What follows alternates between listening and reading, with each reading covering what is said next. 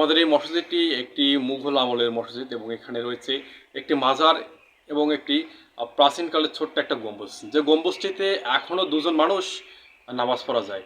এবং আমাদের এই মসজিদটি ভারতের সীমান্ত ঘেঁষা একেবারে মসজিদ, যদিও পুরুষদের উজুখানাটি বাংলাদেশের ওপারে অবস্থিত, কিন্তু মহিলাদের যে উজুখানাটি রয়েছে এই উজুখানাটি একদম শূন্য রেখার ওপরে অবস্থিত। এটি একদম পিলারের সাথে শূন্য রেখার ওপরে অবস্থিত।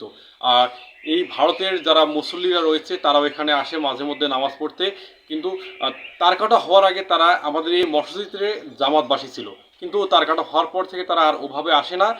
বর্তমানে ভারতের যারা সাধারণ কৃষকরা রয়েছে তারা আসে এখানে নামাজ আদায় করে যায়, এদিকে চাষাবাদ করতে আসে।